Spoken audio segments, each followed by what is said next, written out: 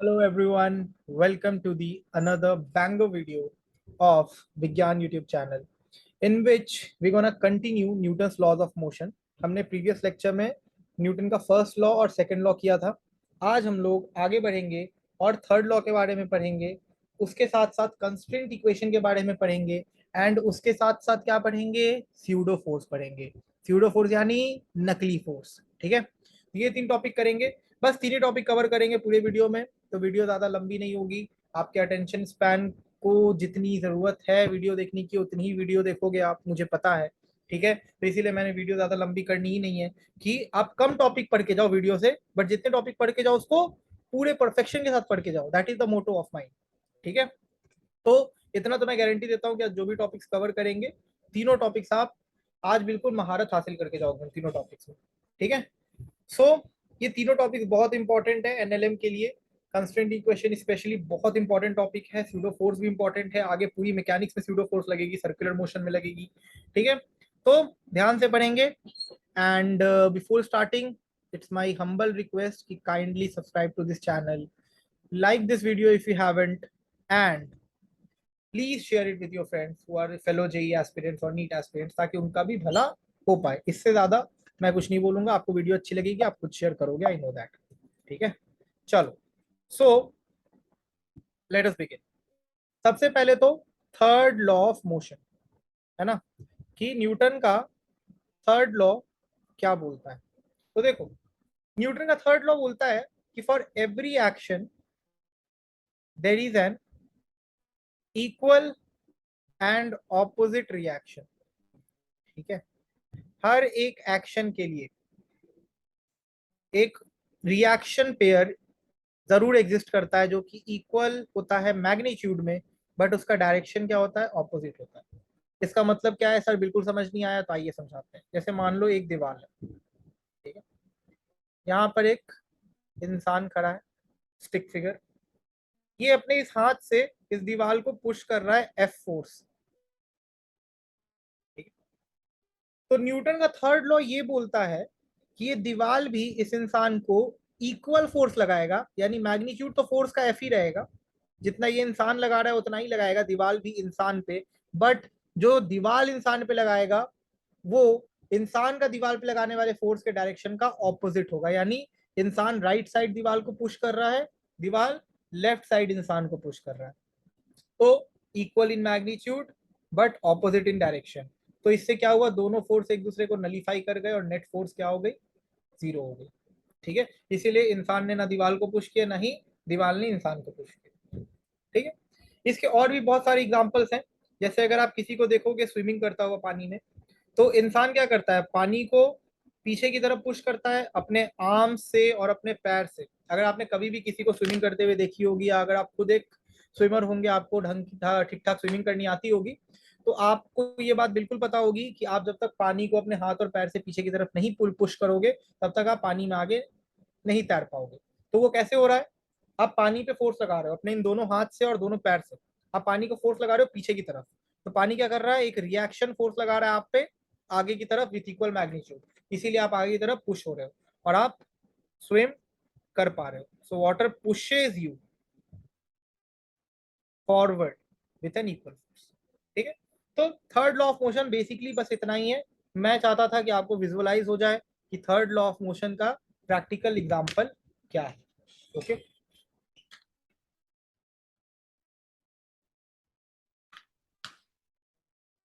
अब बात करते हैं कंस्ट्रेंट इक्वेशन के बारे में. ठीक है, कि कंस्ट्रेंट इक्वेशन क्या होता है. So guys basically constraint equation हम तब लगाते हैं जब जो पुली मास सिस्टम होता है या कोई भी सिस्टम होता है उसमें बॉडीज की एक्सेलरेशन अलग अलग हो. फॉर एग्जांपल, ये एक पुली मास सिस्टम मैं बना रहा हूं. This is small mass M, this is bigger mass capital M. ठीक है, मान लो कि ये small mass M A one acceleration से ऊपर की तरफ एक्सेलरेट कर रहा है और ये capital mass M A two acceleration से नीचे की ओर एक्सेलरेट कर रहा है. और अगर मैं आपसे पूछूं कि स्ट्रिंग में टेंशन क्या होगा, तो आप कैसे बताओगे. क्या अभी तक आपने जो फर्स्ट लॉ और सेकंड लॉ की इक्वेशंस पढ़े और इक्वेशन ऑफ मोशन जो आपने काइनेमैटिक्स में पढ़ा, क्या आप उसको निकाल के, उसको लगा के क्या आप इस स्ट्रिंग का टेंशन बता सकते हो? नहीं बता सकते। Why? Because here A1 is not equal to A2। यहाँ पर दोनों मासेस के एक्सेलरेशन अलग अलग है, तो इसीलिए यहाँ पर हमें कंस्ट्रेंट इक्वेशन लगाना पड़ता है। इसका प्रोसीजर क्या होता है इस क्वेश्चन से समझेंगे। ठीक है, क्या बोला जा रहा है क्वेश्चन में? डीसी पांडे सर की बुक से उठाया हुआ क्वेश्चन है। Using constraint method find the relation between acceleration of 1 and 2। यानी ब्लॉक 1 और ब्लॉक 2 में हमें क्या बताना है? रिलेशन बताना है एक्सेलरेशन का। ठीक है, कंस्ट्रेंट मेथड का यूज करके। बहुत आसान है। सबसे पहले देखो क्या करेंगे कि हम एक रेफरेंस लाइन ड्रॉ करेंगे। जो डॉटेड लाइन देख रहे हो ना, ये एक रेफरेंस लाइन है। क्या है ये? Reference line. ठीक है, अब हमें पता तो है कि सिस्टम जो है मूव कर रहा है। ठीक है, ब्लॉक 1 ऊपर की तरफ जा रहा है, ब्लॉक 2 नीचे की तरफ जा रहा है, ये सिस्टम मूव कर रहा है इस तरीके से। ठीक है, लेकिन at a particular instant of time, यानी एक पर्टिकुलर क्षण में, एक पर्टिकुलर सेकेंड में, हम मानते हैं कि सिस्टम कांस्टेंट है और मास 1 का जो डिस्टेंस है इस रेफरेंस लाइन से वो क्या है? x1 है। और मास 2 का जो डिस्टेंस है इस रेफरेंस लाइन से वो x2। ठीक है, तो at this particular moment, at this particular moment, x1 plus x2 will always be constant. Why? Why sir? Because क्योंकि रस्सी तो एक ही है ना जिससे ये दोनों मास बंधे हुए हैं, तो चाहे किसी भी इंस्टेंट पर हम x1 या x2 का सम निकालें, क्योंकि रस्सी एक है तो रेफरेंस लाइन से दोनों का जो सम आएगा डिस्टेंस का वो हमेशा बराबर होगा। और ये किसके बराबर होगा? तो x1 plus x2 बराबर होगा l के, where l is the length of the string. l is the length of the string, यानी रस्सी का लेंथ, रस्सी का। ठीक है, यहां तक क्लियर है? अब अगर इसको हम एक बार डिफ्रेंशिएट कर दें, क्या कर दें?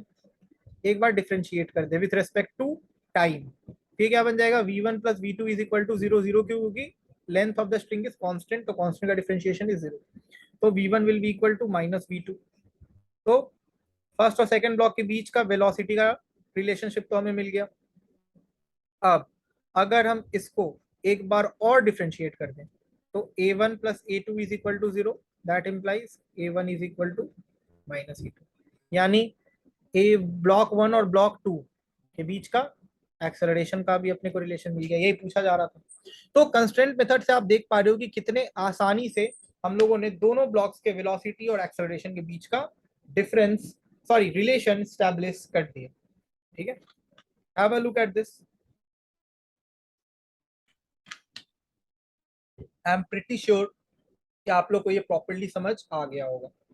ठीक है, I am damn sure about it. Okay, now let us do some numerical on this. The system shown in figure is released from rest. ठीक है, मैं अभी एक यहाँ पे फिगर बनाऊंगा। वो सिस्टम अभी रेस्ट में था, उसको रेस्ट से हमने रिलीज किया। ठीक है, तो जो अलग अलग ब्लॉक्स है उनका एक्सेलरेशन बताना है और टेंशन बताना है अलग अलग स्ट्रिंग्स में। ठीक है, सिस्टम क्या है? सिस्टम कुछ ऐसा है, ये एक पुली है, यहाँ से 1 kg का मास अटैच्ड है। यहाँ एक अनदर पुली है जिससे कि ये 3 kg का मास अटैच्ड है। इधर साइड कितना? 2 kg का मास अटैच्ड है। ये भी डीसी पांडे सर की ही बुक से लिया है मैंने। ठीक है, तो क्या क्या निकालना है हमें? तीनों ब्लॉक्स का एक्सेलरेशन और अलग अलग रस्सी में अलग अलग टेंशन का वैल्यू। ठीक है, दो रस्सियां है ना, एक ये वाली रस्सी और एक ये वाली रस्सी। ठीक है, तो अब अगर फ्री बॉडी डायग्राम बनाए तो 2 kg वाले का, 1 kg वाले का पहले बनाते हैं। चलो, 1 kg वाले का जो फ्री बॉडी डायग्राम होगा वो क्या होगा? ऊपर में क्या लगेगा? Tension 2T। क्यों लगेगा 2T ऊपर में टेंशन? क्योंकि अगर हम यहाँ पे देखें तो यहाँ पे टेंशन T, यहाँ पे टेंशन T। ठीक है, तो यहाँ पर अगर टेंशन T लग रहा है तो इसको बैलेंस करने के लिए ऊपर में टेंशन क्या लगेगा? 2T लगेगा। तो अगर यहाँ पे टेंशन 2T तो यहाँ पर भी टेंशन क्या लगेगा? 2T लगेगा। ये डायरेक्शन ऑपोजिट होगा।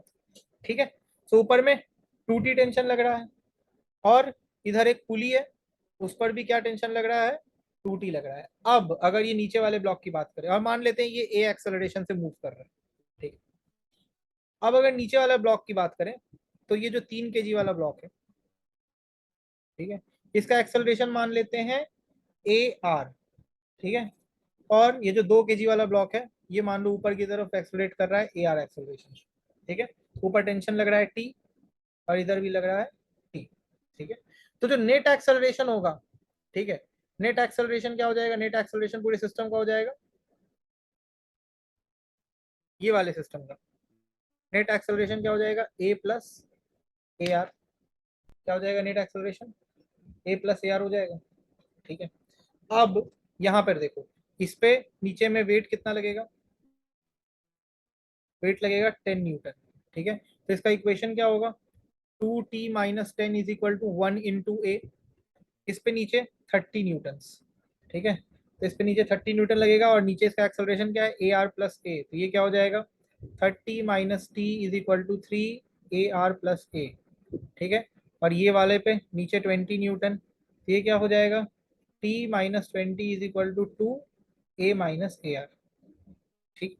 अब 3 वेरिएबल 3 इक्वेशन, निकल जाएगी वैल्यू एक्सेलरेशन की और टेंशन, तीनों दोनों की, हो गया इक्वेशन सॉल्व, बन गया क्वेश्चन, वेरी सिंपल, ठीक है। तो इस तरीके से अगर अलग अलग ब्लॉक्स के एक्सेलरेशन अलग अलग हो तो हम एक्सेलरेशन इस तरीके से निकालते हैं, ओके। अब आते हैं फ्रेम ऑफ रेफरेंस पे। फ्रेम ऑफ रेफरेंस, 2 तरीके के फ्रेम ऑफ रेफरेंस होते हैं फिजिक्स में। एक होता है इनर्शियल फ्रेम ऑफ रेफरेंस, दूसरा होता है non inertial frame of reference, ठीक है। तो जो इनर्शियल फ्रेम ऑफ रेफरेंस होता है वो ये होता है जिसमें बॉडी अगर रेस्ट में है तो वो रेस्ट में रहेगी, या अगर बॉडी यूनिफॉर्म मोशन में है तो वो यूनिफॉर्म मोशन में ही कांस्टेंट वेलोसिटी के साथ मोशन करेगी जब तक कि उस पर कोई एक्सटर्नल फोर्स ना लग जाए, ठीक है। यानी इसको non accelerating frame of reference बोलते हैं। तो basically as the name suggest, ये लॉ ऑफ इनर्शिया को फॉलो करता है। किसको फॉलो करता है, लॉ ऑफ इनर्शिया को। लॉ ऑफ इनर्शिया का अनदर नाम क्या है, Newton's first law of motion, ठीक। तो इनर्शियल फ्रेम ऑफ रेफरेंस में हम लोग एनएलएम का अभी तक जितना भी हमने पढ़ा वो हम अप्लाई कर सकते हैं, because it is a non accelerating frame of reference. But अगर अब आप बात करें non inertial frame of reference की, किसकी बात करें, non inertial frame of reference, तो ये एक एक्सेलरेटिंग फ्रेम है, ठीक है। ये एक एक्सेलरेटिंग फ्रेम है, यानी a body that is not subjected to any external forces. कोई भी ऐसा बॉडी जो, अगर हम मान लो किसी भी बॉडी को non inertial frame of reference पे रखते हैं, तो इवन दो उस पर कोई एक्सटर्नल फोर्स ना भी लगे फिर भी वो एक्सेलरेटिंग ही प्रतीत होगा, will appear to be accelerating even if it is not. अगर वो ना भी कर रहा है एक्सेलरेट, फिर भी नॉन इनर्शियल फ्रेम में अगर आप जाकर खड़े हो जाते हो या कोई ऑब्जेक्ट रख देते हो तो आप एक्सेलरेटेड ही दिखोगे होते हुए। इसका मतलब कि जो नॉन इनर्शियल फ्रेम होता है वो एक खुद में एक्सेलरेट कर रहा होता है। Non inertial frame itself is an accelerating frame. तो जो फ्रेम खुद एक्सेलरेट कर रहा है उसके अंदर अगर आप कोई और ऑब्जेक्ट या कोई बॉडी को या खुद को जाके बैठा दोगे, तो इवन तो आपको कोई धक्का नहीं मार रहा फिर भी आप एक्सेलरेटेड ही दिखोगे ना, बिकॉज आप जहां बैठे हो वो जगह ही, वो प्लेटफॉर्म ही एक्सेलरेट कर रही है, ठीक है। तो जो बॉडी अंदर बैठी है, जो बॉडी अंदर बैठी है नॉन इनर्शियल फ्रेम के, जो कि बिना एक्सटर्नल फोर्स के भी एक्सेलरेटेड अपीयर कर रही है, तो हम ये बोलते हैं कि जरूर उस पर कोई एक फिक्शियस फोर्स या एक नकली फोर्स लग रहा होगा जो उसको एक्सेलरेट करवा रहा होगा, जिसको हम लोग कहते हैं स्यूडो फोर्स। जिसको हम लोग क्या कहते हैं, स्यूडो फोर्स। तो basically non inertial frame of reference से ही कंसेप्ट आया किसका, स्यूडो फोर्स का कंसेप्ट आया किसका, स्यूडो फोर्स का। अब स्यूडो फोर्स क्या होता है, आइए डिटेल में करते हैं। व्हाट इज स्यूडो फोर्स, ठीक है। चलो, एक लिफ्ट है, ठीक है। लिफ्ट में एक मास टंगा हुआ है, ठीक है। और यहाँ पर ग्राउंड पे खड़े होकर आप इस लिफ्ट को देख रहे हो, ठीक है। और ये लिफ्ट ऊपर की तरफ एक्सेलरेट कर रहा है, ओके। अब ये जो मास है, ठीक है, आपको कैसा दिखेगा,